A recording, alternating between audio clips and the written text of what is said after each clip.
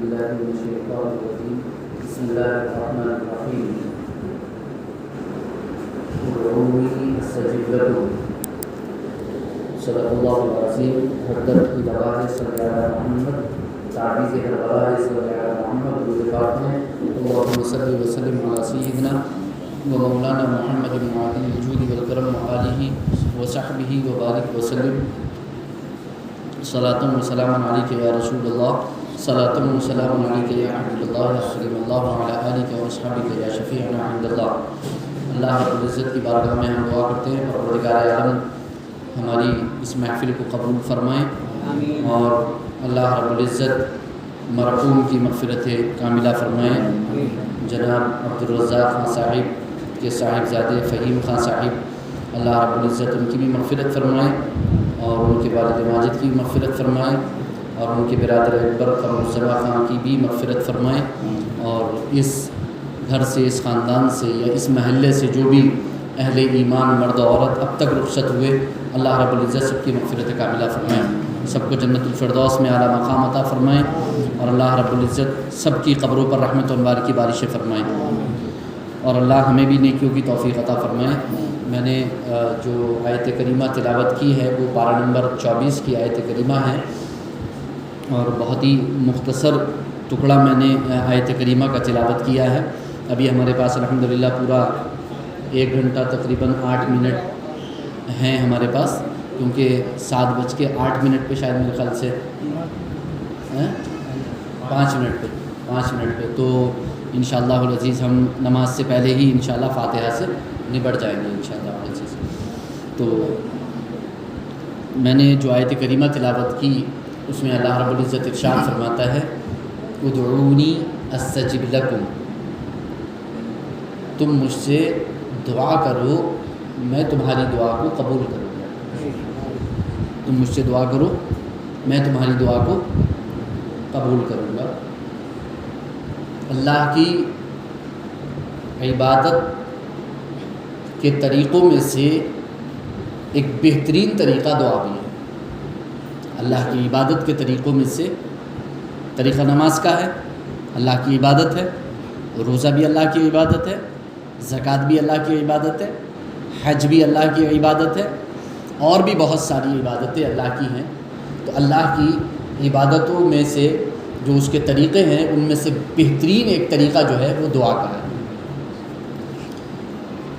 ہم نماز بھی پڑھتے ہیں، عبادت بھی کرتے ہیں اور دعا بھی کرتے ہیں، اور شاید میرے خیال سے اگر آپ نے غور کیا ہوگا اور یقیناً کیا ہوگا تو کوئی عبادت ایسی نہیں ہے جس کے بعد آپ نے دعا نہ کی۔ آپ نماز پڑھتے ہیں تو دعا کرتے ہیں، آپ روزہ رکھتے ہیں تو دعا کرتے ہیں، بلکہ اللہ کے رسول سرور کونین صلی اللہ علیہ وسلم نے خوشخبریاں سنائی ہیں دعا کرنے کے سلسلے میں کہ اذان سن کے دعا کرو گے تو کیا بشارت ملے گی، نماز پڑھ کے دعا کرو گے تو کیا بشارتیں ہیں، روزہ رکھنے کے وقت سحری کے وقت دعا کرو گے تو کیا بشارت ہے، افطار کے وقت دعا کرو گے تو کیا بشارت ہے، اسی طریقے سے حج کے موقع پر عبادت کرو گے اور پھر اس کے بعد دعا کرو گے تو کیا بشارتیں ہیں۔ تو ہر ایک عبادت کا حکم دیا گیا اور اس کے ساتھ ساتھ اللہ کے رسول سرور کونین صلی اللہ علیہ وسلم نے ہر عبادت کے بعد ہمیں دعا کی ترغیب دلائی اور ہمیں دعا کرنے کے لیے کہا، کیونکہ دعا جو ہے نا وہ عبادت کا مغز ہے۔ مغز کہتے ہیں گودے کو، یعنی آپ پھل کا جب جوس نکالتے ہیں تو جوس جو ہے وہ دعا ہے۔ ایک انسان صبح سے لے کر کے شام تک جاب کرتا ہے، اپنے آفس جاتا ہے، اپنی کمپنی جاتا ہے، شریکہ جاتا ہے، اپنی دکان پہ جاتا ہے، اپنی ڈیوٹی پر جاتا ہے، اپنی مزدوری پر جاتا ہے، اپنے کام پہ جاتا ہے، لیکن شام کو جب اس کی اجرت اسے ملتی ہے تو اس کا دل خوش ہو جاتا ہے، اس کا دل جب اس کی محنت کا صلہ اسے مل جاتا ہے تو محنت کا صلہ جو ہے وہ دعا ہے۔ آپ جو عبادت کرتے ہیں، آپ جو اچھے کام کرتے ہیں، اس کے بعد جو آپ دعا کرتے ہیں اور اس سے جو آپ کو ملتا ہے وہ آپ کا صلہ ہے۔ وہ جو عبادت کرے اور دعا نہ کرے وہ اس شخص کی طرح ہے کہ جو صبح سے لے کر کے شام تک کڑی دھوپ میں محنت کرے اور شام کو مزدوری لے کر کے نہ جائے. شام کو اپنا جو اسے نتیجہ ملنے والا تھا، جو اسے اس کا مغز اور گودا ملنے والا تھا، وہ چھوڑ کے چلا جائے. تو وہ انسان عقل مند نہیں ہو سکتا جو اجرت چھوڑ کر کے چلا جائے. اس لیے دعا جو اللہ کے رسول نے فرمایا الدعاء مخ العبادہ، دعا عبادت کا مغز اور گودا ہے. اللہ کے رسول نے ارشاد فرمایا من لم یسأل اللہ یغضب علیہ، جو اللہ سے سوال نہیں کرتا، اللہ سے دعا نہیں کرتا، اللہ سے مانگتا نہیں، اللہ رب العزت اس سے ناراض ہوتا ہے، اللہ رب العزت اس پر غضب فرماتا ہے. اس لیے اللہ کے رسول نے فرمایا کہ تم دعا کرو، مانگو.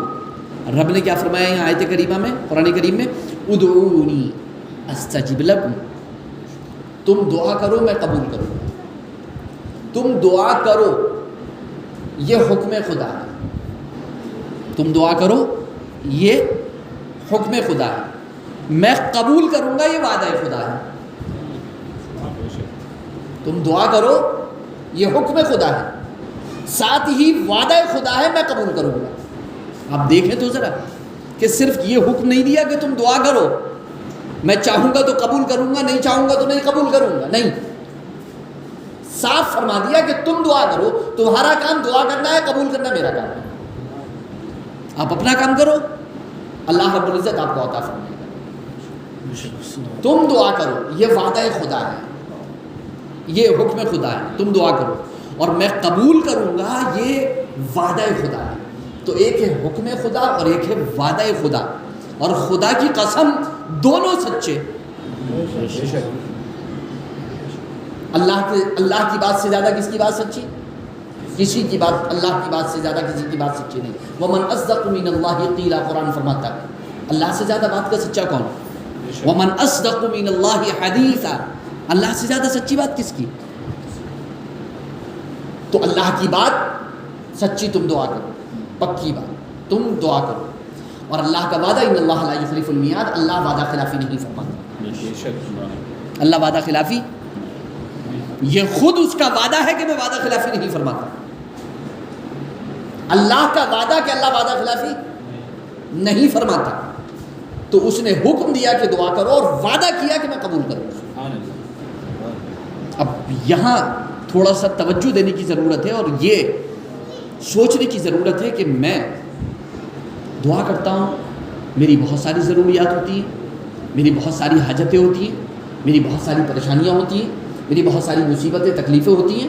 میں دعا کرتا ہوں اور بہت دعا کرتا ہوں، نماز پڑھتا ہوں، 5 وقتہ نماز پڑھتا ہوں، فجر ظہر عصر مغرب عشاء، مگر میری دعا قبول نہیں ہوتی. یہ الفاظ میری زبان پر آ جاتے ہیں، جبکہ رب کیا فرماتا ہے؟ وعدہ فرماتا ہے کہ میں قبول کروں گا. جب ہمارا رب یہ وعدہ فرما رہا ہے کہ میں قبول کروں گا، تو ہماری زبان پر یہ الفاظ کیسے آئے کہ قبول نہیں ہوئی؟ سوچنے کی ضرورت ہے، لمحہ فکریہ ہے. آخر کیسے ہمارے ایمان میں یہاں پر کمی آ گئی؟ کیسے ہمارے یقین میں کمی آ گئی؟ کیوں شک ہمارے دل میں گھس گیا کہ میری دعا قبول نہیں ہوتی؟ میں تو بہت دعا کرتا ہوں. ارے صاحب کہاں، میں تو رات و دن، ارے صاحب اتنا نیکی، سب کچھ کر رہے ہیں، سب کچھ کر لیا، سب کچھ کر کے دیکھ لیا، بہت بزرگوں کے پاس بھی چلے گئے، دعائیں بھی کرا لی، سب کچھ کرا لیا، مگر ہمارا تو کام ہی نہیں لگتا، ہماری تو دعا قبول نہیں ہوتی. کیسے؟ یہ خود ایک امتحان ہے، یہ خود ایک امتحان ہے کہ کیسے. کیونکہ اللہ کے رسول نے یہ ارشاد فرمایا تھا ادعوا ربکم وانتم موقنون بالاجابہ، کہ تم اپنے رب سے دعا کرو اور اس حال میں دعا کرو کہ تمہیں قبولیت کا مکمل یقین ہو.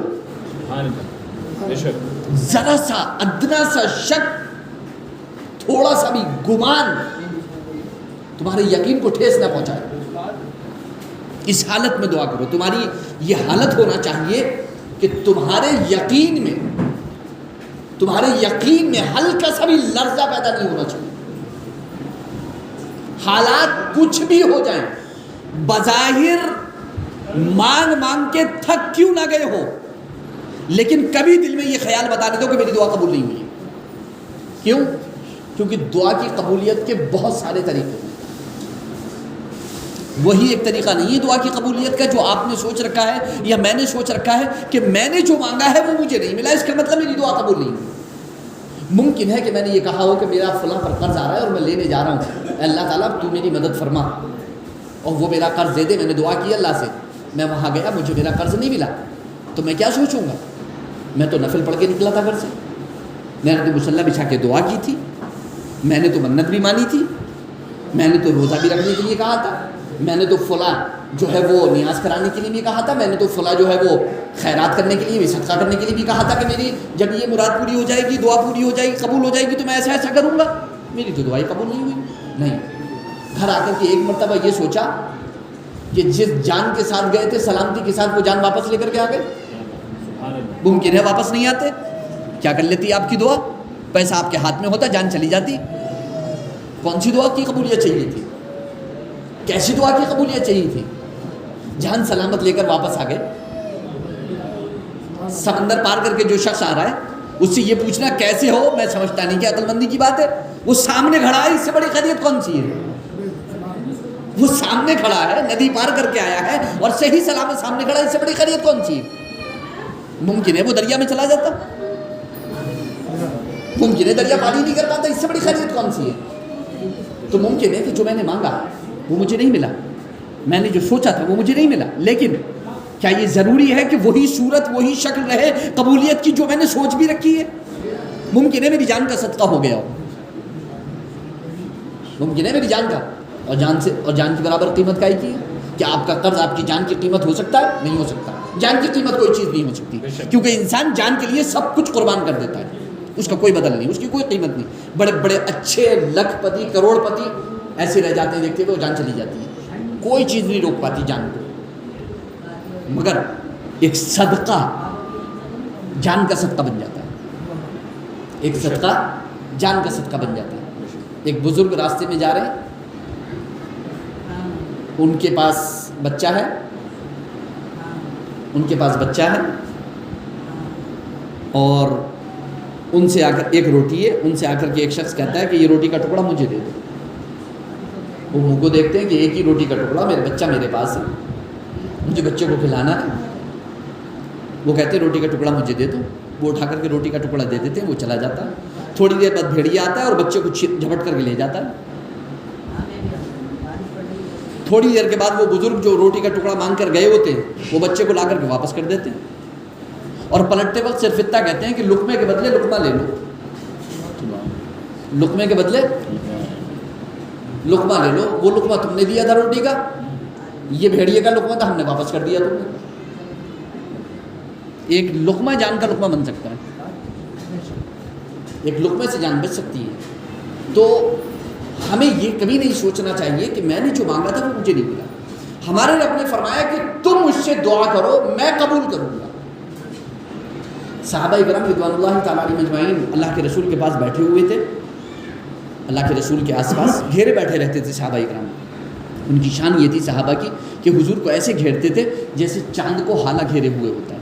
چاند کے آس پاس آپ نے گھیرا دیکھا ہے جو چاند کو گھیرے ہوئے ہوتا ہے؟ ستاروں کو دیکھا ہے کہ وہ چاند کو کیسے گھیرے ہوئے ہوتے ہیں؟ اللہ کے رسول کے صحابہ سرکار دو عالم صلی اللہ علیہ وسلم کو ایسے گھیرے ہوئے ہوتے ہیں. صحابہ کرام بیٹھے ہوئے, اللہ کے رسول این ربنا, خیال آیا دل میں, ایک سوال پیدا ہوا, این ربنا, ہمارا رب کہاں ہے؟ ہمارا رب, عجیب سا سوال نہیں ہے, ہمارا رب کہاں ہے؟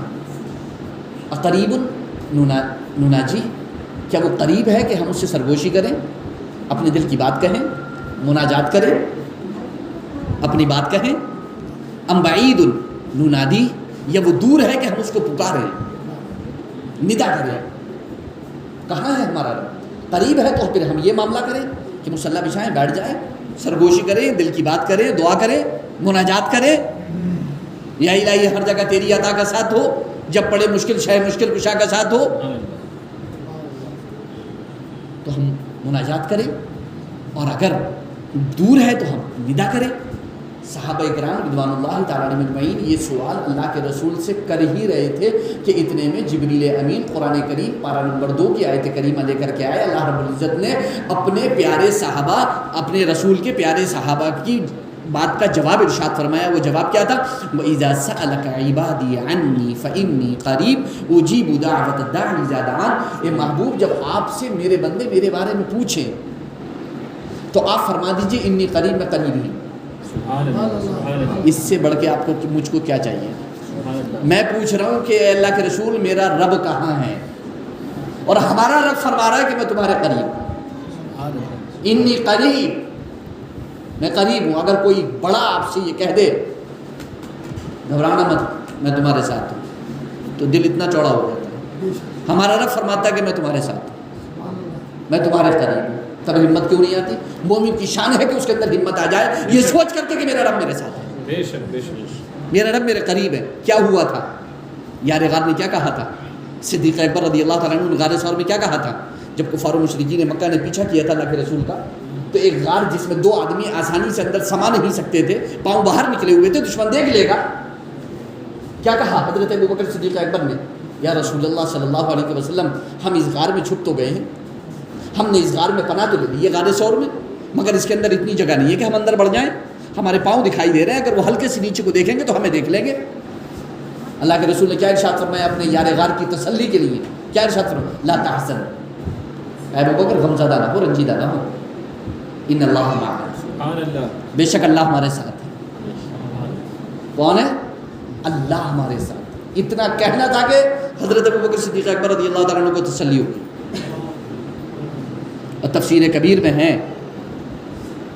کہ اس کے بعد اللہ کے رسول سرور کونین صلی اللہ علیہ وسلم نے ارشاد فرمایا ابوبکر ذرا پیچھے دیکھو، ابوبکر ذرا پیچھے دیکھو، چھوٹا سا غار جس میں 2 آدمی صحیح سے سما نہیں سکتے، جب یار غار صدیق اکبر رضی اللہ تعالیٰ عنہ نے پیچھے مڑ کر کے دیکھا ہے تو انہوں نے دیکھا کہ ایک بہت بڑا دریا ہے، اور وہ دریا اٹھ کر کے غار کے منہ پر آ کر کے لگ گیا ہے، اور اس پہ ایک کشتی بالکل تیار کھڑی ہے، ادھر سے دشمن آئے گا اس کشتی میں بیٹھ کر کے چلے جائیں گے۔ کہاں سے آئی وہ کشتی؟ ان اللہ معنا، وہ تو غار ہے، وہ تو پہاڑ ہے، دریا کا تو وجود بھی نہیں ہے وہاں پر، مگر کہاں سے آیا دریا، کہاں سے آئی کشتی؟ ان اللہ معنا،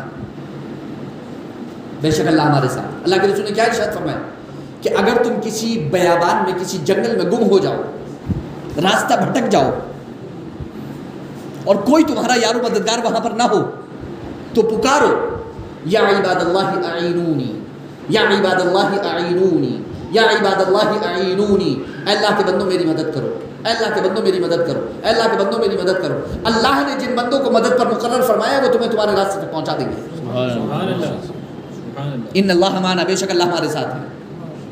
ایک مومن کی شان ہے کہ بے شک اللہ ہمارے ساتھ ہے۔ اپنے ایمان کو سمجھنے کی ضرورت ہے، اس کی طاقت کو سمجھنے کی ضرورت ہے، بے شک اللہ ہمارے ساتھ۔ پیچھے مڑ کے دیکھنے کی ضرورت نہیں ہے، یہ سوچنے کی ضرورت ہے ان اللہ معنا، یہ سوچنے کی ضرورت نہیں ہے کہ میرے پیچھے کون کھڑا ہوا ہے، کون میرا مددگار ہے، کون میرا یار ہے، کون میری مدد کرے گا، کون میرا ناصر ہے، کون میرا حامی ہے، کون میرا قریبی ہے، کون میرا رشتہ دار ہے۔ یہ سوچنے کی ضرورت، یہ سوچ کر کے وقت برباد کرنے کی ضرورت نہیں ہے، بلکہ ایک لمحے کے اندر یہ سوچنے کی ضرورت ہے ان اللہ معنا، بے شک اللہ ہمارے ساتھ ہے۔ جس لمحہ آپ یہ سوچو گے اللہ ہمارے ساتھ ہے، مدد الہی آپ کے ساتھ ہوگی۔ بے شک، ان اللہ هو مولاه وجبريل وصالح المؤمنین والملائکۃ بعد ذلك ظہیر۔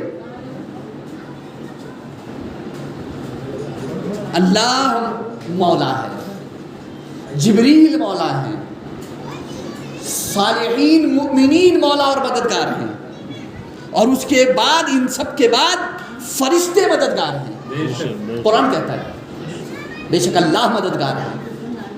ان اللہ هو مولاه وجبریل وصالح المؤمنین والملائکۃ بعد ذلك ظہیر۔ بے شک اللہ مولا مددگار ہے، جبریل مددگار ہیں، مومنین صالحین اولیاء اکرام مددگار ہیں، بے شک، اور اس کے بعد فرشتے مددگار ہیں، بے شک، سب مدد پر ہیں۔ کیوں سمجھتے ہیں ہم اپنے کو بے یار و مددگار؟ سب تو مدد پر ہیں، بس صرف سمجھنے کی ضرورت ہے کہ ہمارا مددگار ہے کون۔ پکارنے کی ضرورت ہے، دعا کرنے کی ضرورت ہے، توجہ کرنے کی ضرورت ہے اپنے رب کی طرف، کبھی مایوس ہونے کی ضرورت نہیں ہے۔ یا عبادی الذین اسرفوا علی انفسہم لا تقنطوا من رحمت اللہ ان اللہ یغفر الذنوب جميعا انہ هو الغفور الرحیم۔ اے میرے بندو جنہوں نے اپنی جانوں پر ظلم کر لیا ہے، جنہوں نے اپنی جانوں پر ظلم کر لیا ہے، جنہوں نے گناہ کر لیے ہیں، جن سے خطائیں ہو گئی ہیں، جن سے گناہ سرزد ہو گئے، لا تقنطوا من رحمت اللہ، اپنی اس معصیت، اپنے اس گناہ کی وجہ سے، یا جو تم نے اپنی جانوں پر ظلم کیا ہے اس کی وجہ سے اللہ کی رحمت سے مایوس نہ ہو۔ بے شک، اللہ کی رحمت سے مایوس نہ ہو. لا تقنطوا من رحمت اللہ ان اللہ یغفر الذنوب جميعا، بے شک اللہ تمام گناہوں کو بخش دیتا ہے. انہ هو الغفور الرحیم، بے شک وہ بہت بخشنے والا مہربان ہے. کرنا کیا ہے؟ وانیبوا الی ربکم واسلموا له، بس اپنے رب کی طرف پلٹ آؤ. غم کرنے کی ضرورت نہیں ہے، رنج کرنے کی ضرورت نہیں ہے. آپ کا رب بخشنے والا بہت مہربان ہے. مایوس ہونے کی ضرورت نہیں ہے، بلکہ صرف اپنے رب کی طرف پلٹنے کی ضرورت ہے. اپنے رب کو پکارنے کی ضرورت ہے. اپنے رب کی بارگاہ میں ہاتھ پھیلانے کی ضرورت ہے. اپنے رب کی بارگاہ میں دعا کرنے کی ضرورت ہے. خدا کی قسم آپ صرف توجہ کرو، اللہ رب العزت آپ کی ضرورت کو پورا فرمائے گا. اللہ کے رسول فرماتے ہیں کہ اللہ رب العزت ارشاد فرماتا ہے کہ اگر تمہارے گھر میں نمک بھی ختم ہو جائے تو مجھ سے مانگو میں دوں گا. جوتی کا دسواں ٹوٹ جائے مجھ سے مانگو میں دوں گا. وہ تو دینے پر قادر ہے، وہ دینے پر قادر ہے، وہ مدد کرنے پر قادر ہے، وہ قادر مطلق ہے.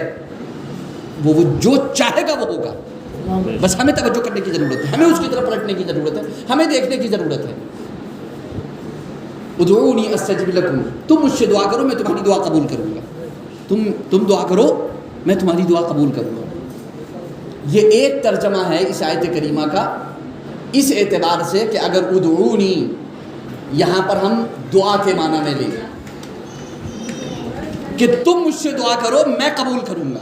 دعا کرو حکم خدا، میں قبول کروں گا وعدہ خدا. یہ ایک ترجمہ ہے اس آیت کریمہ کا.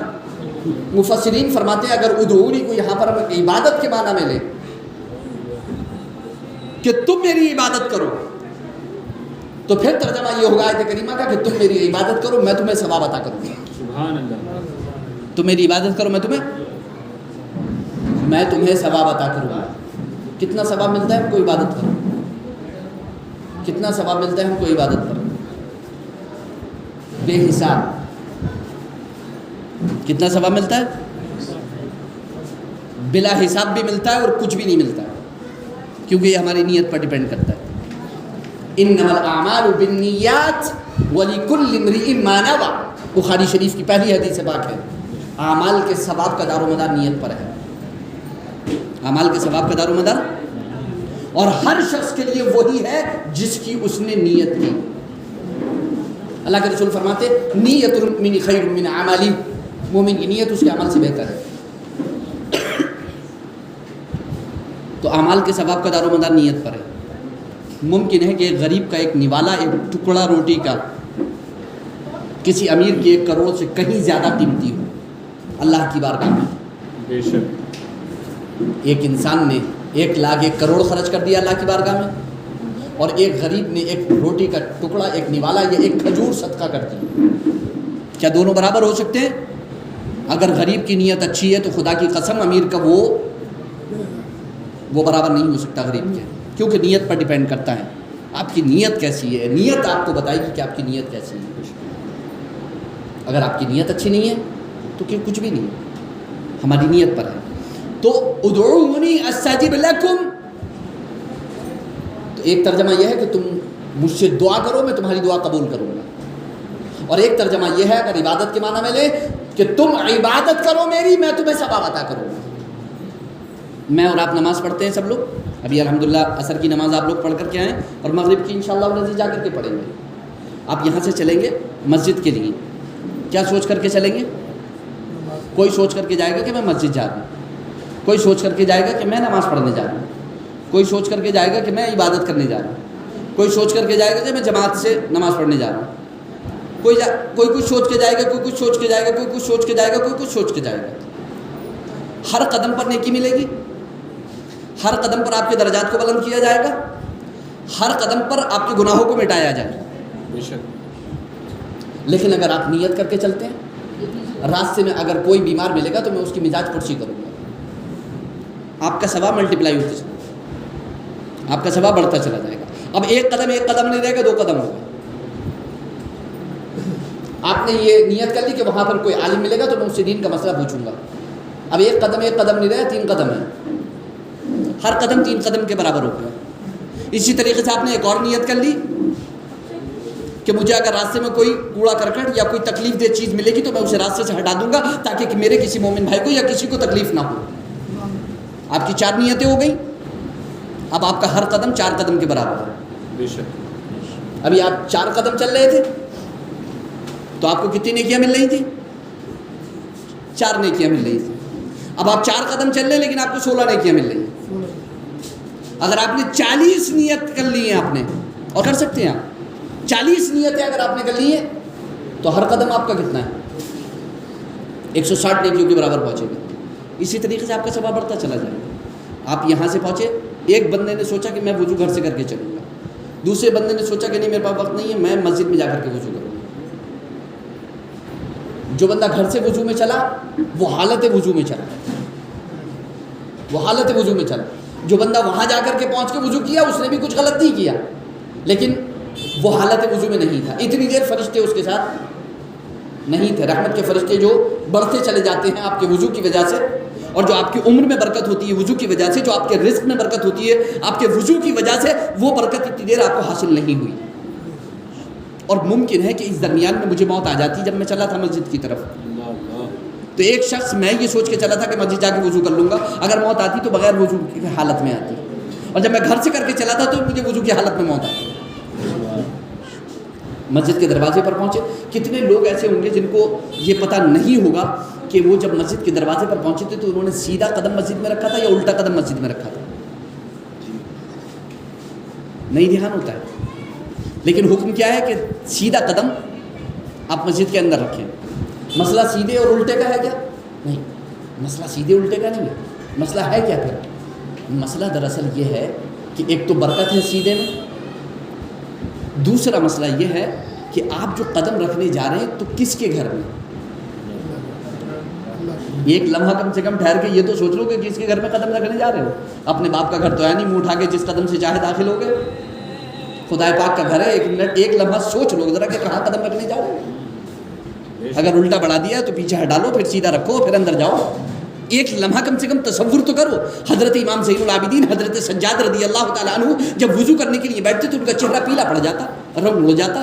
لوگ کہتے کہ آپ تو عبادت کرنے جا رہے ہیں، نماز پڑھنے جا رہے ہیں، اچھا کام کرنے جا رہے ہیں، آپ کے چہرے کا رنگ کیوں اڑ جاتا ہے؟ آپ کا چہرہ پیلا کیوں پڑ جاتا ہے؟ آخر ایسی کون سی بات ہے؟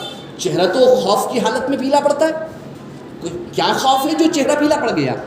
آپ تو نماز پڑھنے جا رہے ہیں. فرماتے ہیں کہ ہاں بالکل بے شک میں نماز پڑھنے جا رہا ہوں، لیکن میں یہ سوچ کر کے جا رہا ہوں کہ میں جس کی بارگاہ میں جا رہا ہوں وہ اگر ذوالجمال ہے تو ذوالجلال بھی ہے، وہ اگر غفار و ستار ہے تو وہ قہار و جبار بھی ہے. مجھے نہیں پتا کہ میرے ساتھ کون سا معاملہ ہوگا، قہاری کا یا جباری کا یا ستاری کا یا غفاری کا. بس یہ سوچ کر کے میرے چہرے کا رنگ اتر جاتا ہے کہ پتہ نہیں میرے ساتھ کون سا معاملہ ہوگا، کیونکہ وہ تو قہار بھی ہے، جبار بھی ہے، وہ غفار بھی ہے، وہ ستار بھی ہے، اور مجھے نہیں معلوم کہ میرے ساتھ کون سا معاملہ ہوگا. عید کے دن امیر المومنین سیدنا عمر فاروق اعظم رضی اللہ تعالیٰ عنہ بیٹھے ہوئے رو رہے ہیں. صحابہ پوچھ رہے ہیں امیر المومنین عید کا دن ہے، آپ رو رہے ہیں بیٹھے ہوئے، سب خوشیاں منا رہے ہیں اور آپ رو رہے ہیں. فرماتے ہیں کہ ہاں میں رو رہا ہوں. کیا وجہ ہے، کیوں رو رہے ہیں؟ فرماتے ہیں کہ خدا کا مہمان رخصت ہو چکا ہے ماہ رمضان. مجھے نہیں پتا کہ راضی ہو کر رخصت ہوا یا ناراض ہو کر، بس یہ سوچ کر کے رو رہا ہوں. تو ہم کو تو نہیں معلوم کہ ہم جس کی بارگاہ میں جا رہے ہیں، کیونکہ مجھے اپنے گناہوں کا تو یقین ہے، دوسرے کے گناہوں کا شک ہے. صرف دوسرے کے بارے میں یہ گمان ہے کہ یہ گناہ کرتا ہوگا، لیکن خدا کی قسم اپنے بارے میں تو یقین ہے ہر انسان کو کہ ہاں میں نے یہ کیا ہے. اور جب یقین ہے تو اب ہمت دیکھے کہ اس یقین کے ساتھ خدا کی بارگاہ میں کھڑے ہونے جا رہے ہیں. تو کچھ تو ندامت ہونا چاہیے، کچھ تو شرمندگی ہونا چاہیے، کچھ تو نگاہیں جھکی ہوئی ہونا چاہیے. اگر ہم کوئی گناہ کر لیں، کوئی غلط کام کر لیں اور ہمارے گھر والوں میں سے کسی کو معلوم ہو تو شام تک کا انتظار کرتے ہیں کہ اندھیرا ہو جائے گا تو گھر میں داخل ہوں گے، کیونکہ شرم آتی ہے اپنے بڑوں کے سامنے جاتے ہوئے کوئی غلط کام کر کے. شام ہونے کا، اندھیرا ہونے کا، رات ہونے کا انتظار کرتے ہیں. لیکن خدا وہاں اندھیرا کر کے جا سکتے ہیں کیا کہ اس کو پتہ نہیں چلے گا؟ نعوذ باللہ، استغفر اللہ. وہ تو سب جانتا ہے. کچھ تو خیال ہونا چاہیے دل کے اندر کہ جہاں جا رہے ہیں. اس کے بعد آپ مسجد میں پہنچ گئے، مسجد میں پہنچے. مسجد میں پہنچنے کے بعد آپ کا وضو تھا، آپ جا کر کے بیٹھ گئے آرام سے، کوئی تسبیح پڑھنے لگے نہیں. اگر آپ وضو تھا آپ کا اور آپ نے بیٹھنے سے پہلے 2 رکعت نماز پڑھ لی تو تحیت آپ کا مسجد ہو گئی، آپ کی تحیت مسجد ہو گئی، 2 رکعت کا ثواب ملے گا آپ کو. اور اگر آپ کے پاس اتنا وقت نہیں ہے کہ آپ 2 رکعت تحیت المسجد پڑھ سکیں کہ مسجد میں داخل ہونے کے بعد جو فوراً نماز پڑھی جاتی ہے، آپ حالت وضو میں مسجد میں گھسے 2 رکعت پڑھی جائے گی، اسے تحیت المسجد کہتے ہیں. یا آپ نے وضو کیا اور وضو کرتے ہی آپ نے فوراً 2 رکعت پڑھی تو اسے تحیۃ الوضو کہتے ہیں. اب بیٹھے نہیں، بیٹھے بغیر آپ نے سیدھا ڈائریکٹ نماز پڑھی جا کر کے 2 رکعت. لیکن اب جمعے کے وقت میں یا جماعت کے وقت میں آپ ایسے وقت میں داخل ہوئے کہ آپ کے پاس صرف اتنا وقت تھا کہ آپ سنتیں پڑھ سکیں. تو اگر وہ سنتیں آپ نے بیٹھے بغیر ڈائریکٹ کھڑے ہو کر کے شروع کر دی تو آپ کو تحیۃ المسجد کا ثواب خود مل جائے گا. سبحان اللہ. آپ کو تحیۃ المسجد کا ثواب. لیکن اگر آپ بیٹھ گئے، بیٹھ کے پھر آپ نے کھڑے ہو کر کے سنتیں پڑھی تو اب صرف سنتوں کا ثواب ملے گا، تحیۃ المسجد کا ثواب آپ کو نہیں ملے گا. مگر ہمیں چونکہ پتہ نہیں ہوتا ہے اس لیے ہم بڑے بڑے ثواب کو ایسے آسانی سے کھوتے رہتے ہیں. اب ہم بیٹھ گئے مسجد میں، اب انتظار کر رہے ہیں، میں بھی انتظار کر رہا ہوں، آپ بھی انتظار کر رہے ہیں، سب لوگ انتظار کر رہے ہیں. مگر سب بیٹھے ہوئے خاموشی کے ساتھ اور انتظار کر رہے ہیں کہ اب امام صاحب آئیں گے، اس کے بعد تکبیر ہوگی تو ہم نماز پڑھیں گے.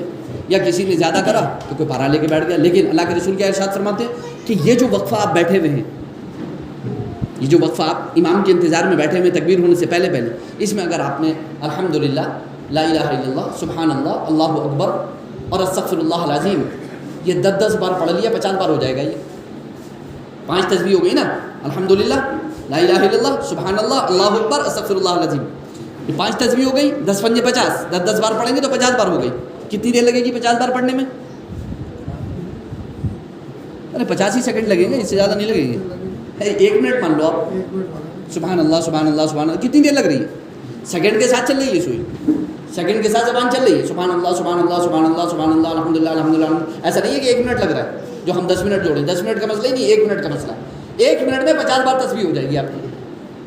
اور جب آپ روز پڑھتے ہوں گے تو آپ کی عادت پڑی بھی ہوگی. اللہ کے رسول فرماتے ہیں اللہ رب العزت اس بندے کے تمام گناہوں کو معاف فرما دے گا جو یہ تسبیح پڑھے گا بیٹھ کے. آپ نے نماز پڑھی، نماز پڑھنے کے بعد آپ نے فوراً دعا پڑھی اللہم انت السلام. پہلے 4 بار پڑھا استغفر اللہ العظیم، استغفر اللہ العظیم، استغفر اللہ العظیم، استغفر اللہ العظیم. پھر آپ نے پڑھی دعا اللہم انت السلام ومنک السلام. اللہ کے رسول فرماتے ہیں سمندر کے جھاگ کے برابر بھی اگر تمہارے گناہ ہوں گے تو اللہ تعالیٰ معاف فرماتے ہیں. سبحان اللہ. ہم نماز پڑھتے ہیں اور اٹھ کے بھاگ لیتے ہیں یا باتوں میں لگ جاتے ہیں اور ہم اتنا بڑا بڑا ثواب ایسے ہی نکال دیتے ہیں، ایسے ہی چھوڑ دیتے ہیں. اذان ہوتی ہے ہم توجہ نہیں دیتے جبکہ ہماری شفاعت واجب ہوتی ہے. بے شک. مگر ہم ذہن میں نہیں لاتے، ہم توجہ نہیں دیتے، ہم کسی اور چیز میں ہوتے ہیں. آپ اس کے بعد کھڑے ہو گئے، مسجد میں کھڑے ہو گئے، تکبیر شروع ہو گئی. اب آپ کہاں جا کر کے بیٹھے؟ پہلی صف میں بیٹھ گئے یا دوسری صف میں بیٹھ گئے یا تیسری صف میں بیٹھ گئے، جہاں آپ کو جگہ ملی وہاں بیٹھ گئے. کبھی کبھی ایسا ہوتا ہے کہ جمعے کی نماز میں ہم پہنچتے ہیں اور جمعے کی نماز میں جب ہم پہنچتے ہیں تو امام خطبہ دیتے ہوتے ہیں تو اب ہم یا تو فلان کے آگے پہنچ جاتے ہیں یا وہیں بیٹھ جاتے ہیں یا کچھ کرتے ہیں. ایک مثال اللہ کے رسول سرور کونین صلی اللہ علیہ وسلم نے ارشاد فرمایا کہ میں تمہیں 3 لوگوں کی مثال نہ بتاؤں. اللہ کے صحابہ نے عرض کیا رسول اللہ آپ ارشاد فرمائیں. اللہ کے رسول نے فرمایا 3 بندے مسجد پہنچے. کتنے؟ 3 بندے مسجد پہنچے. پہلا بندہ جب مسجد پہنچا تو اس نے دیکھا کہ آگے صف میں کچھ جگہ خالی ہے، آگے صف میں کچھ جگہ خالی ہے. وہ ساری صفوں کو کراس کرتا ہوا گیا اور جا کر کے جہاں صف میں آگے جگہ خالی تھی اس نے جا کر کے وہاں پہ جگہ لی. ایک اور جگہ خالی تھی، دوسرا بندہ بھی پہنچ سکتا تھا لیکن اس نے سوچا کہ یار میں سب کو پھلانگتا ہوا جاؤں گا، سب کو کودتا ہوا جاؤں گا، ہٹاتا بچاتا جاؤں گا، آگے جا کر کے صف میں جگہ پوری کروں گا، ایسے ہی صحیح میں نہیں بیٹھ دیتا. وہ وہیں بیٹھ گیا. تیسرے نے سوچا پوری مسجد تو بھری ہوئی ہے، دھوپ ہو رہی ہے اتنی تیز، ارے میں گھر پہ پڑھ لوں گا چلو. وہ واپس اپنے گھر کو چلا گیا. اللہ کے رسول فرماتے پہلا والا بندہ جس نے آگے جگہ خالی دیکھ کر کے وہ جا کر کے اس جگہ کو بھرا، فرماتے ہیں اللہ کے رسول کہ اس نے اپنے آپ کو اللہ کی پناہ میں دیا تو اللہ نے اسے اپنی پناہ میں لے لیا. اس نے اپنے آپ کو اللہ کی پناہ میں دیا، اللہ نے اس کو اپنی پناہ میں لے لیا. دوسرے والے نے حیا کی، وہ وہیں بیٹھ گیا تو اللہ نے بھی حیا فرمائی. تیسرے والے نے منہ موڑ لیا تو اللہ نے بھی اپنی رحمت کا منہ سے موڑ لیا. اب اس کے بعد کھڑے ہو گئے مسجد میں، امام نے کہہ دیا اللہ اکبر. آپ کھڑے ہو گئے، آپ نے بھی کہہ دیا اللہ اکبر، ہاتھ اٹھا دیا آپ نے. احناف کے نزدیک، حنفیوں کے نزدیک کانوں تک ہاتھ اٹھانا ہے، کان کی لو تک انگوٹھا جانا ہے. اور یہ احادیث کریمہ موجود ہے صحیح مسلم میں اور صحیح بخاری کے اندر یہ حدیث موجود ہے. ہاتھ اٹھانے والے، کانوں تک ہاتھ اٹھانے والے اور سینے تک ہاتھ اٹھانے والی بھی حدیث موجود ہے. لیکن ہم احناف جو ہے وہ اس طرح ہاتھ اٹھاتے ہیں کہ سینے تک ہاتھ اٹھانے والی حدیث کا بھی پر بھی عمل ہو جائے اور کانوں کی لو تک ہاتھ اٹھانے والی حدیث پر بھی عمل ہو جائے. کیسے کہ ہم یوں کانوں ہاتھ اٹھاتے ہیں کہ ہمارے ہاتھ جو ہوتے ہیں ہمارے کاندھے کے سامنے آ جاتے ہیں, سینے کے سامنے آ جاتے ہیں, کاندھے کے سامنے, اور ہمارے انگوٹھے جو ہے ہمارے کانوں کی لو تک آ جاتے ہیں, اور یہ ہماری انگلیاں جو ہے وہ کانوں کے سرے تک آ جاتی ہیں. اس طریقے سے ہمیں 2-3 حدیثیں جو 3 طرح کی آئی ہیں تینوں پہ عمل ہو جاتا ہے ہمارا. اور اگر ہم یہاں صرف یہاں تک اٹھائیں گے سینے تک تو ہمارا سینے والی حدیث پہ تو عمل ہو جائے گا, لیکن کانوں کی لو تک والی حدیث پہ ہمارا عمل نہیں ہوگا, اور وہ حدیث ایسے ہی رہ جائے گی بغیر عمل کے. اس لیے ہم حنفی کیا کرتے ہیں, اس طریقے سے عمل کرتے ہیں کہ دونوں حدیثوں پر عمل ہو جائے. الحمدللہ. کھڑے ہو گئے. اب میں آپ سے پوچھتا ہوں کہ آپ کا ہاتھ کیوں اٹھاتے ہیں, کس لیے اٹھاتے ہیں ہاتھ؟ آپ کہیں گے کہ سنت ہے ہاتھ اٹھانا, اللہ کے رسول ہاتھ اٹھاتے تھے. بے شک میں کہوں گا کوئی حکمت بھی ہے, ہاں بے شک حکمت بھی ہے. کیا حکمت ہے؟ میں اپنے کاروبار سے آ رہا ہوں, میں اپنے کام سے آ رہا ہوں, میں اپنے مزدوری سے اپنے پیشے سے آ رہا ہوں, میں اپنے بیوی بچوں کے پاس سے آ رہا ہوں, میں اپنے رشتہ داروں میں سے آ رہا ہوں, میں باہر گھوم گھام کے کہیں سے آ رہا ہوں, کسی جگہ سے, بازار سے کسی جگہ سے آ رہا ہوں. دماغ میرا بھرا پڑا ہے, اس میں فکریں ہیں, اس میں سوچ ہے, اس میں طرح طرح کی باتیں گھسی ہوئی ہیں. ہو سکتا ہے کوئی غلط سوچ بھی آئی ہو, میرے دل میں بھی ہو سکتا ہے کوئی غلط خیال آیا ہو, کوئی غلط تصور آیا ہو, اور اب میں رب کی بارگاہ میں کھڑے ہونے جا رہا ہوں. تو اب میری کیا ذمہ داری بنتی ہے؟ میری ذمہ داری یہ بنتی ہے کہ ان تمام چیزوں کو میں پیچھے پھینک کر کے دل کھول کر کے رب سے ملاقات کروں. میں نے آپ سے پوچھا تھا آپ کیوں جا رہے ہیں مسجد, آپ کہیں گے کہ نماز پڑھنے جا رہا ہوں, فلاں کرنے کے لیے جا رہا ہوں, عبادت کرنے کے لیے جا رہا ہوں, جماعت سے نماز پڑھنے کے لیے جا رہا ہوں, اللہ کی عبادت کرنے جا رہا ہوں, وغیرہ وغیرہ بہت سارے جواب دیں گے آپ. لیکن ایک جواب جو آپ کو ذہن میں رکھنا چاہیے کہ میں اپنے رب سے ملاقات کرنے جا رہا ہوں. سبحان اللہ. میں اپنے رب سے ملاقات کرنے جا رہا ہوں. جس کے ذہن میں یہ ہوگا کہ میں اپنے رب سے ملاقات کرنے جا رہا ہوں, پھر وہ بہت سوچ سمجھ کے جائے گا, اور اسی لیے وہ گھر سے گناہوں سے پاک ہو کر کے جائے گا. گھر سے گناہوں سے پاک ہو کر کے جائے گا, ہاں گھر سے وضو کر کے جائے گا. کیونکہ جب وہ وضو کرتا ہے بندہ مومن تو اس کے ہاتھوں کے گناہ بھی نکل جاتے ہیں, اس کے زبان کے گناہ بھی نکل جاتے ہیں, اس کے کان کے گناہ بھی نکل جاتے ہیں, اس کی آنکھ کے گناہ بھی نکل جاتے ہیں, اس کے دل دماغ کے گناہ بھی نکل جاتے ہیں, ناخن کے نیچے سے گناہ نکل جاتے ہیں, اور وہ گناہوں سے پاک و صاف ہو جاتا ہے. عرض کی اللہ کے رسول گناہوں سے کیسے پاک و صاف ہو جائے گا؟ اللہ کے رسول نے ارشاد فرمایا یہ بتاؤ کہ کسی کے گھر کے سامنے اگر صاف پانی کی نہر بہتی ہو اور وہ بندہ اس نہر میں 5 بار دن میں نہاتا ہو تو کیا اس پر کوئی میل رہے گا؟ کیا اللہ کے رسول بالکل میل نہیں رہے گا. اللہ کے رسول نے فرمایا جو بندہ 5 مرتبہ دن میں وضو کرتا ہو کیا اس پر گناہوں کا میل رہے گا؟ گناہوں کا میل. جو جھوٹ کیا, جو صغیرہ کیا, جو غلط لین دین کیا, جو بھی کیا, دن بھر 5 مرتبہ وضو کر رہا, سارے گناہ دھلتے چلے جا رہے ہیں. اسے پتہ بھی نہیں ہے کہ کون سا گناہ مجھ سے ہوا تھا, میری آنکھ سے یا میرے کان سے یا میرے ہاتھ سے یا میرے دل سے یا میرے دماغ سے, اسے پتہ بھی نہیں, تصور میں بھی نہیں ہے, مگر اس کے گناہ دھلتے چلے جا رہے ہیں. اور علماء اکرام فرماتے ہیں کہ اگر آپ کسی جگہ پر, ایسی جگہ پر ہو کہ جہاں آپ سے کوئی گناہ ہو جائے, مثال کے طور پر ایک چھوٹا گناہ, الٹے ہاتھ سے میں نے پانی پی لیا, اللہ کے رسول کا حکم ہے سیدھے ہاتھ سے پینے کا, میں نے الٹے ہاتھ سے پی لیا تو میں نے غلط کیا, یہ میرا ایک چھوٹا سا گناہ ہے, لیکن میں حالت وضو میں نہیں ہوں, میرے پاس پانی بھی موجود نہیں ہے کہ جو میں وضو کر سکوں, یا میں ایسی جگہ پر ہوں کہ جہاں میں وضو نہیں کر سکتا, تب کیا اس گناہ کو میں اپنے ذمے میں باقی رہنے دوں؟ علماء اکرام فرماتے ہیں اس بندہ مومن کو چاہیے کہ فوراً اللہ کے رسول پر درود پاک پڑھ لے, کیونکہ جو اللہ کے رسول پر 1 مرتبہ درود پاک پڑھے گا اللہ اس پر 10 رحمتیں نازل فرمائے گا, اور وہ اس کے گناہوں کو دھو دیں گے, وہ اس کے گناہوں کو دھو دیں گے. اب کھڑے ہو گئے, ہم نے نماز کے لیے ہاتھ اٹھا لیے, ہم کھڑے ہو گئے, اب امام نے پڑھنا شروع کیا, سبحانک اللہم و بحمدک و تبارک اسمک و تعالی جدک و لا الہ غیرک, ثنا پڑھی, ثنا پڑھنے کے بعد پھر امام نے پڑھا بسم اللہ الرحمن الرحیم الحمدللہ رب العالمین الرحمن الرحیم مالک یوم الدین ایاک نعبد و ایاک نستعین اهدنا الصراط المستقیم صراط الذین انعمت علیہم غیر المغضوب علیہم ولا الضالین, آمین. پڑھ لیا اس نے, آپ بھی کھڑے ہوئے, میں بھی کھڑا ہوا ہوں, امام پڑھ رہا ہے, ہم سن رہے, ہمارے اوپر سننا ضروری ہے, پڑھنا ضروری نہیں ہے. جب ہم پڑھتے ہوں گے سنگل تو پھر ہمارے اوپر پڑھنا بھی ضروری ہے, سورہ فاتحہ ہمارے اوپر پڑھنا بھی ضروری ہے. اور اگر ہم امام کے پیچھے کھڑے ہوں گے تو پھر صرف ہم سنیں گے. کیوں؟ اللہ کے رسول نے ارشاد فرمایا قراءۃ الامام لہ قراءۃ, امام کی قراءت ہی مقتدی کی قراءت ہے, امام کی قراءت ہی. صحیح مسلم کی حدیث پاک ہے, اللہ کے رسول نے فرمایا اذا قرأ الامام فانصتوا, جب امام قراءت کرے تو تم خاموش رہو. حکم ہے اللہ کے رسول کا, اور قرآن کریم کا بھی حکم ہے وَإِذَا قُرِئَ الْقُرْآنُ فَاسْتَمِعُوا لَهُ وَأَنصِتُوا لَعَلَّكُمْ تُرْحَمُونَ, جب قرآن پڑھا جائے تو پھر کان لگا کر کے سنو اور خاموش رہو. یہ اللہ نے بھی حکم دیا ہے قرآن میں, اور صحیح مسلم کی حدیث میں اللہ کے رسول نے بھی فرمایا اذا قرأ الامام فانصتوا, جب امام قرات کرے تو تم خاموش رہو. اب کوئی یہ کہہ سکتا ہے کہ اللہ کے رسول نے یہ بھی تو فرمایا ہے کہ جو سورہ فاتحہ نہیں پڑھے گا اس کی نماز نہیں ہوگی. تو ہم کہیں گے ہاں بے شک اللہ کے رسول کا یہ فرمان سچا ہے کہ جس نے سورہ فاتحہ نہیں پڑھی تو اس کی نماز نہیں ہوگی, لیکن یہ اس کے لیے ہے جو سنگل نماز پڑھ رہا ہے, کیونکہ امام کی سورہ فاتحہ مقتدی کی سورہ فاتحہ ہے. بے شک بے شک. اللہ کے رسول نے یہ نہیں فرمایا کسی حدیث میں کہ جو امام کے پیچھے سورہ فاتحہ نہیں پڑھے اس کی نماز نہیں ہوگی. نہیں, ایسی کوئی حدیث موجود نہیں ہے. خیر بہرحال اس ڈیٹیل میں نہیں جاؤں گا, لیکن میں جو بتانے جا رہا ہوں وہ یہ ہے کہ اب پڑھا بسم اللہ الرحمن الرحیم الحمدللہ رب العالمین. میں بھی پڑھتا ہوں, آپ بھی پڑھتے ہیں, سب لوگ نمازوں میں پڑھتے ہیں, لیکن میں نے آپ سے کیا کہا تھا؟ اللہ فرماتا ہے تم میری عبادت کرو میں تمہیں ثواب عطا کروں گا, تم مجھ سے دعا کرو میں قبول کروں گا. یہ سورہ فاتحہ دراصل دعا ہے. سورہ فاتحہ کیا ہے؟ سورہ فاتحہ دعا ہے, مگر دعا کا طریقہ اللہ رب العزت نے ہمیں یہ ارشاد فرمایا کہ پہلے تم رب کی ثنا کرو, پہلے تم رب کی حمد کرو, پہلے تم اس کے مالک روز جزا ہونے کا اقرار کرو, پہلے تم یہ کہو کہ وہ مالک روز جزا ہے, بے شک وہ مالک یوم الدین ہے, وہی عبادت کا مستحق ہے, وہی مدد چاہے جانے کا مستحق ہے کہ اسی سے مدد چاہی جائے. اس کے بعد دعا کرو. پہلے تمام خوبیاں کہو, پہلے کہ تمام خوبیاں اللہ رب العزت کے لیے دونوں جہان کا پالنے والا ہے, جو میرا پالنے والا ہے.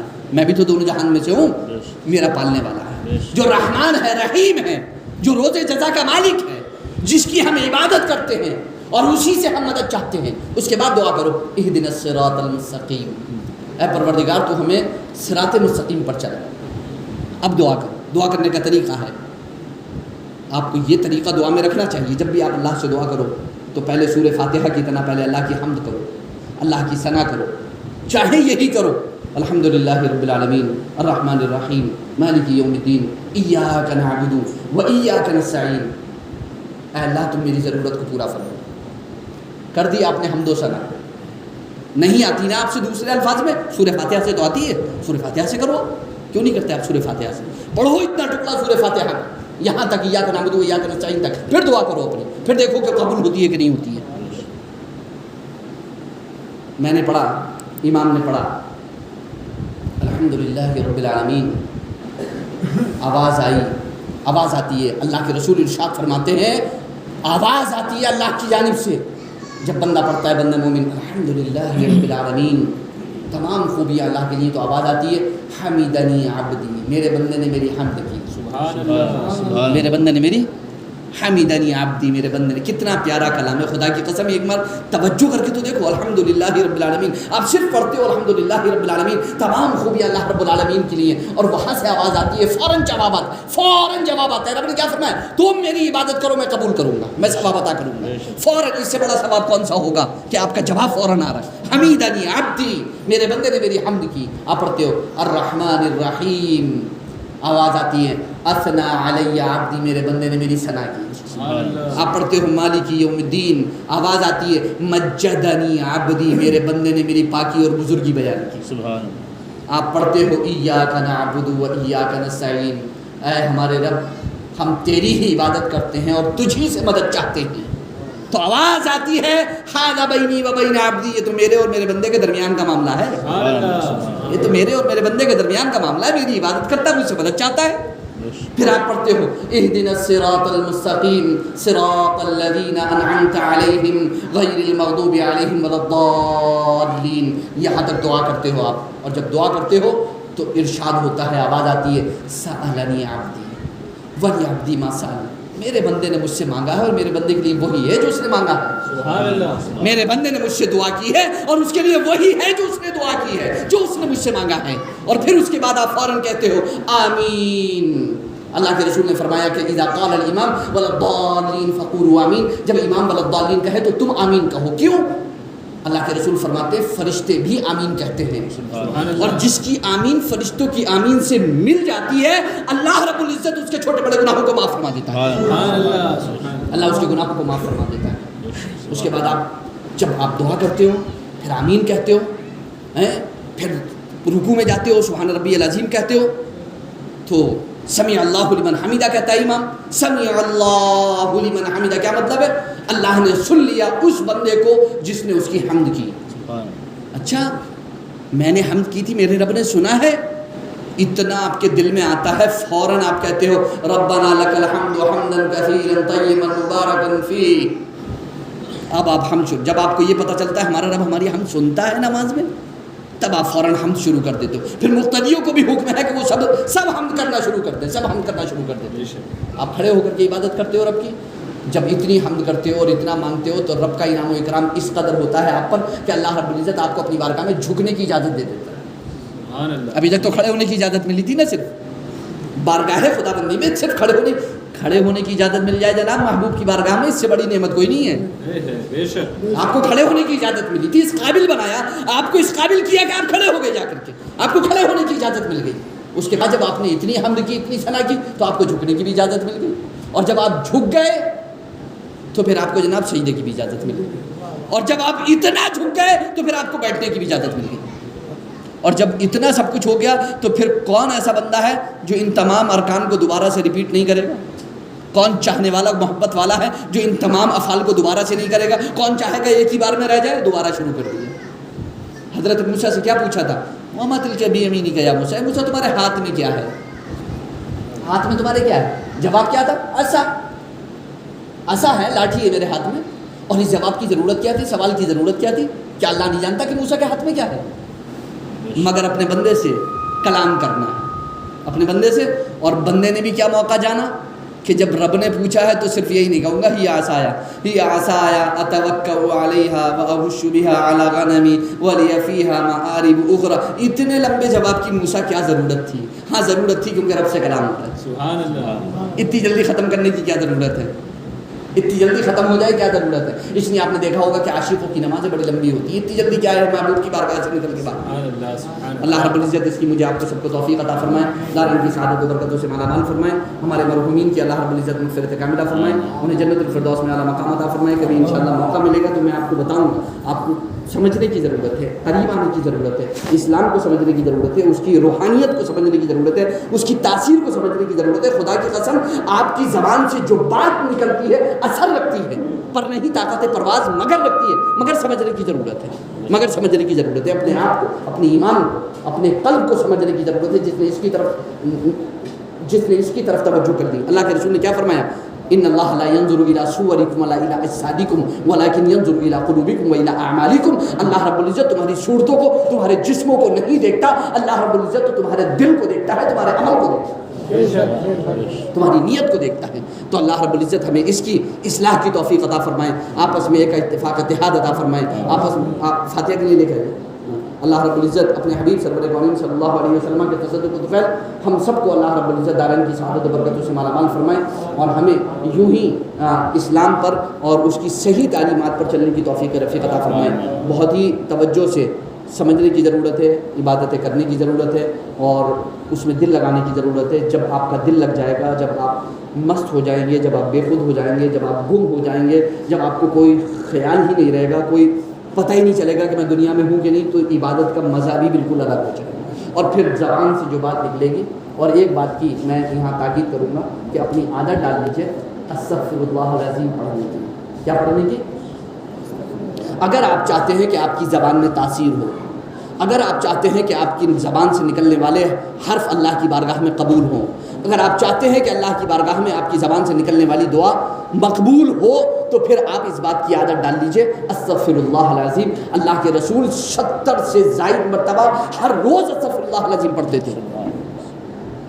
तो अब में से जो भी चाहता है कि उसकी दुआ कबूल हो, उसे अपनी आदत बना लेना चाहिए कि वो चलते फिरते, उठते बैठते, जब भी उसको याद आए तो 7 मरतबा पढ़ ले अस्तग़फ़िरुल्लाहल अज़ीम, अस्तग़फ़िरुल्लाहल अज़ीम, अस्तग़फ़िरुल्लाहल अज़ीम। मैं गारंटी से कहता हूँ जिस दिन आपकी ये आदत बन गई उस दिन आपका दिल ज़ाकिर हो जाएगा।